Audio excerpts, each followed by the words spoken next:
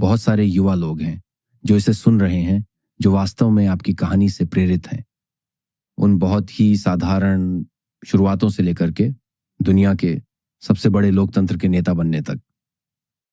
तो आप उन युवा लोगों को क्या कहना चाहेंगे जो संघर्ष कर रहे हैं, दुनिया में खोए हुए हैं और अपना रास्ता खोजने की कोशिश कर रहे हैं? आप उन्हें क्या सलाह दे सकते हैं? मैं सभी नौजवानों से कहना चाहूंगा, जीवन में रात कितनी ही अंधेरी क्यों ना हो, लेकिन वो रात ही है।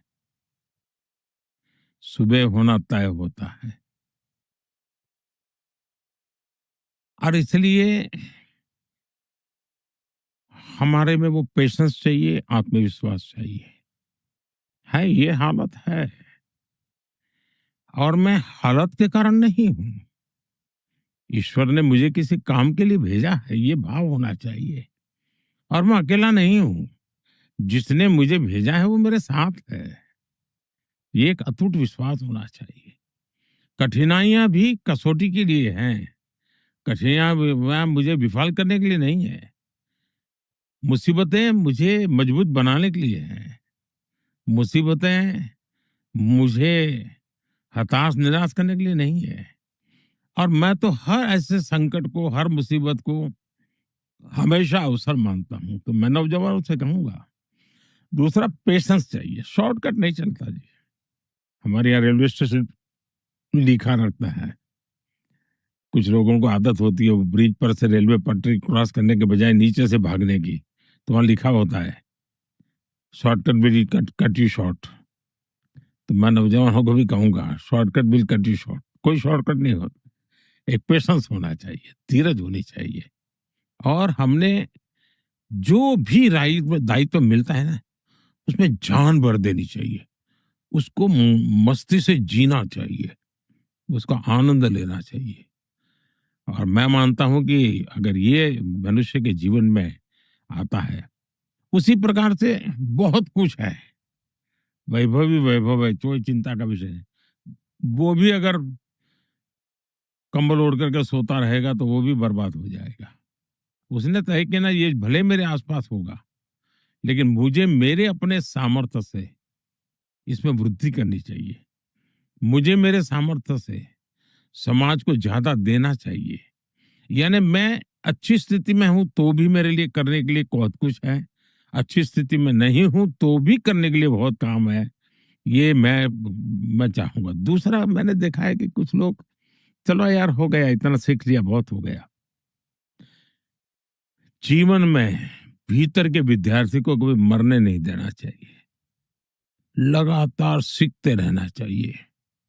हर चीज सीखने का जिनका, मैंने, अब मुझे, शायद मुझे किसी काम के लिए ही तो जीना होगा। तो अब मैं तो गुजराती भाषा में, मेरी मातृभाषा है, और हम हिंदी भाषा जानते नहीं। वाक चातुर्य क्या होता है, बात कैसे करनी चाहिए। तो पिताजी के साथ चाय की दुकान पर हम बैठते थे, तो उतनी छोटी आयु में इतने लोगों से मिलने का मौका मिलता था, और मुझे हर बार उसमें से कुछ न कुछ सीखने को मिलता था।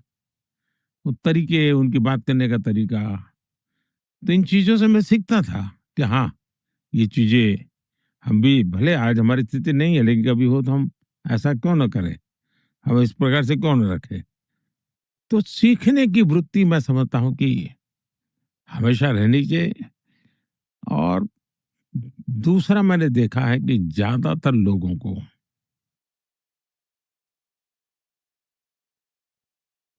पाने बनने के मन में एक सपने होते हैं, टारगेट होते हैं, और वो जब नहीं होता है तो निराश हो जाता है। और इसलिए मैंने हमेशा मेरे मित्रों से जब भी मुझे बात करने का मौका मिलता है, मैं कहता हूं, भाई देखिए, पाने बनने के सपनों के बजाय कुछ करने का सपना देखो। जब करने का सपना देखते हो और मान लीजिए आपने 10 तक पहुंचना तय किया, 8 पहुंचे, तो आप निराश नहीं होंगे। आप 10 के लिए मेहनत करोगे। लेकिन आपने कुछ बनने का सपना तय कर लिया और नहीं हुआ, तो जो हुआ है वो भी आपको बोझ लगने लगेगा। और इसलिए जीवन में इसकी कोशिश करनी चाहिए। दूसरी, क्या मिला, क्या नहीं मिला, मन में भाव ये होना चाहिए मैं क्या दूंगा।